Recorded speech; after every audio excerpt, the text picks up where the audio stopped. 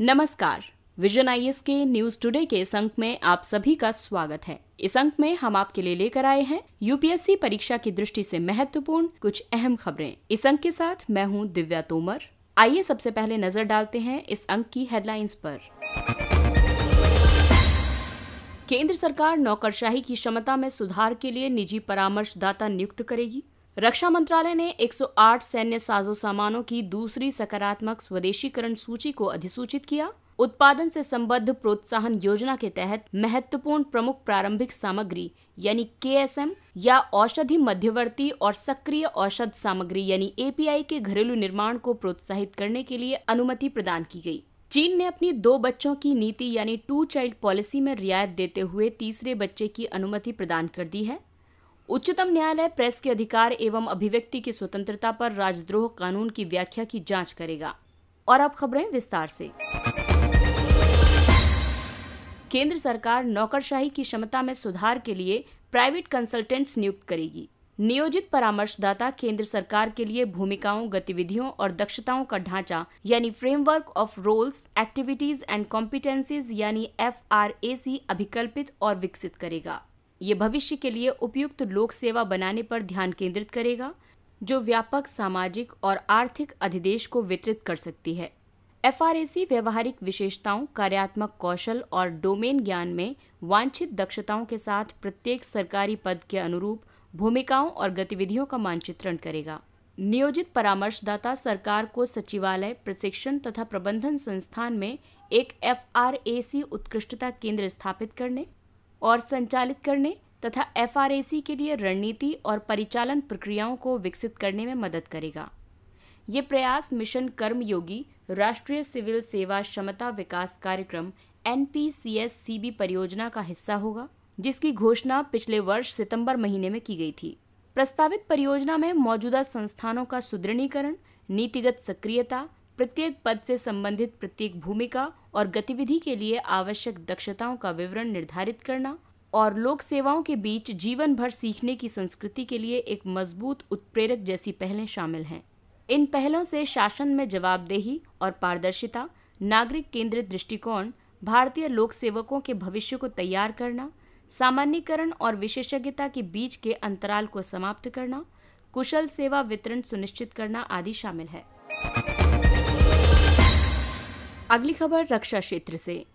रक्षा मंत्रालय ने 108 सैन्य साजो सामान की दूसरी सकारात्मक स्वदेशीकरण सूची को अधिसूचित किया है। दूसरी सूची उन हथियारों या प्रणालियों पर विशेष ध्यान देती है जो वर्तमान में विकास या परीक्षणों के अधीन हैं और जिनके भविष्य में स्थायी आदेशों में बदलने की संभावना है। आयात पर इस तरह का प्रतिबंध दिसंबर 2021 से दिसंबर 2025 तक की अवधि के लिए लागू रहेगा। रक्षा आयात के लिए प्रथम नकारात्मक सूची अगस्त 2020 में 101 मदों के साथ जारी की गई थी। आइए अब हम आपको बताते हैं इसके महत्व के बारे में। रक्षा क्षेत्र में स्वदेशीकरण को बढ़ावा प्राप्त होगा और रक्षा निर्यात का संवर्धन होगा। Stockholm International Peace Research Institute SIPRI की एक रिपोर्ट के मुताबिक भारत रक्षा उपकरणों का दूसरा सबसे बड़ा आयातक है और निर्यात के मामले में भारत को वैश्विक हथियार निर्यातक के रूप में वर्ष 2020 में 23वां स्थान दिया गया था। इसका उद्देश्य ऐसा पारितंत्र विकसित करना है जो अनुसंधान एवं विकास को प्रोत्साहित करे, नवाचार को पुरस्कृत करे, भारतीय बौद्धिक संपदा स्वामित्व सृजित करे और एक सुदृढ़ और आत्मनिर्भर रक्षा उद्योग को बढ़ावा दे सके। घरेलू रक्षा उत्पादन को बढ़ावा देने के लिए हाल ही में कई उपाय किए गए हैं, जैसे वर्ष 2020 की रक्षा खरीद प्रक्रिया ने खरीद में स्वदेशी सामग्री अनुपात में वृद्धि की है। इसके अलावा प्रारूप रक्षा उत्पादन और निर्यात प्रोत्साहन आत्मनिर्भरता एवं निर्यात के लिए देश की रक्षा उत्पादन क्षमताओं पर एक केंद्रित, संरचित और महत्वपूर्ण बल प्रदान करता है। रक्षा मंत्रालय ने वित्त वर्ष 2020-21 के लिए पूंजी खरीद बजट को घरेलू और विदेशी पूंजी खरीद मार्गों के बीच विभाजित किया है। अगली खबर PLI योजना से संबंधित है। उत्पादन से संबद्ध प्रोत्साहन योजना के तहत महत्वपूर्ण प्रमुख प्रारंभिक सामग्री यानी KSM या औषधि मध्यवर्ती और सक्रिय औषध सामग्री के घरेलू निर्माण को प्रोत्साहित करने के लिए अनुमति प्रदान की गई है। औषध विभाग ने आत्मनिर्भरता प्राप्त करने और महत्वपूर्ण बल्क ड्रग्स में आयात निर्भरता को कम करने के लिए एक उत्पादन से संबद्ध प्रोत्साहन योजना आरंभ की है। योजना के तहत पात्र उत्पादों के लिए चयनित आवेदक द्वारा किए गए प्रारंभिक निवेश और घरेलू बिक्री के आधार पर वित्तीय प्रोत्साहन प्रदान किया जाता है। एक बल्क ड्रग, जिसे एक सक्रिय औषध सामग्री भी कहा जाता है, एक औषधि या दवा का प्रमुख घटक है जो इसे वांछित चिकित्सकीय प्रभाव प्रदान करता है या इससे मनचाहे औषधीय क्रियाकलाप का उत्पादन किया जा सकता है। एपीआईज कई अभिक्रियाओं से तैयार किए जाते हैं जिनमें रसायन और विलायक शामिल होते हैं। जो प्राथमिक रसायन एपीआई बनाने के लिए अभिक्रियाओं से गुजरते हैं उन्हें प्रमुख प्रारंभिक सामग्री यानी की स्टार्टिंग मटेरियल केएसएम्स कहा जाता है। इन अभिक्रियाओं के दौरान मध्यवर्ती चरणों के समय बनने वाले रासायनिक यौगिकों को औषधि मध्यवर्ती यानी ड्रग इंटरमीडिएट्स। आपको बता दें कि भारतीय दवा उद्योग एपीआई औषधियों के लिए चीन पर ज्यादा निर्भर है। केंद्र सरकार ने राज्यों के साथ साझेदारी में भारत में 3 मेगा बल्क ड्रग पार्क विकसित करने की भी घोषणा की थी। एक बल्क ड्रग पार्क में एपीआई, डीआई या केएसएम के अनन्य निर्माण के लिए सामान्य अवसंरचना सुविधाओं के साथ साथ एक सामान्य अपशिष्ट प्रबंधन प्रणाली सहित भूमि का एक क्षेत्र भी होगा। चीन ने अपनी 2 चाइल्ड पॉलिसी में छूट देते हुए तीसरे बच्चे की अनुमति प्रदान कर दी है। ये निर्णय श्रम बल में आई कमी और एक संकीर्ण होती जनसांख्यिकीय संरचना से उत्पन्न चुनौतियों की पृष्ठभूमि में लिया गया है। ये कारक चीन की आर्थिक और सैन्य महाशक्ति बनने की महत्वाकांक्षाओं को बाधित कर रहे हैं। देश की प्रजनन दर अब घटकर 1.3 हो गई है, जो 2.1 के प्रतिस्थापन स्तर से काफी नीचे है, जो प्रत्येक पीढ़ी की पूर्ण रूप से पुनः पूर्ति करने के लिए आवश्यक है। वर्तमान चीनी समाज अत्यधिक निम्न जन्म दर और निम्न मृत्यु दर के साथ जनसांख्यिकीय संक्रमण में घटती जनसंख्या के 5वें चरण से गुजर रहा है। जनसांख्यिकीय संक्रमण का सिद्धांत पहली बार वर्ष 1929 में वॉरेन थॉमसन द्वारा दिया गया था, जो कि एक राष्ट्र के जनसंख्या चक्र के विभिन्न चरणों का प्रतिनिधित्व करता है। वर्तमान में भारत में बच्चों की विशिष्ट संख्या को अनिवार्य करने वाली कोई राष्ट्रीय नीति नहीं है। भारत में परिवार कल्याण कार्यक्रम स्वैच्छिक प्रकृति का है। ये दंपतियों को अपने परिवार का आकार तय करने और बिना किसी बाध्यता के अपनी पसंद के अनुसार परिवार नियोजन के सर्वोत्तम तरीकों को अपनाने में सक्षम बनाता है। अगली खबर उच्चतम न्यायालय से। उच्चतम न्यायालय प्रेस के अधिकार एवं अभिव्यक्ति की स्वतंत्रता पर राजद्रोह कानून की व्याख्या की जांच करेगा।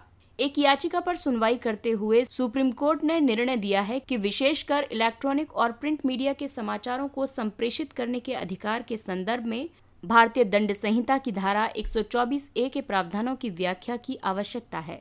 इससे पहले उच्चतम न्यायालय ने आईपीसी की धारा 124A की संवैधानिक वैधता की दोबारा जांच करने का आग्रह करने वाली एक याचिका को अस्वीकार कर दिया था। आईपीसी की धारा 124A के तहत राजद्रोह को एक ऐसे अपराध के रूप में परिभाषित करता है जब कोई व्यक्ति भारत में विधि द्वारा स्थापित सरकार के प्रति शब्द या तो बोले गए या लिखे गए संकेत, दृश्य प्रस्तुति या अन्यथा इनमें से किसी भी माध्यम से घृणा या अवमानना या अप्रीति या असंतोष उत्पन्न करता है या करने का प्रयास करता है, तो वो राजद्रोह के अंतर्गत शामिल किया जाएगा।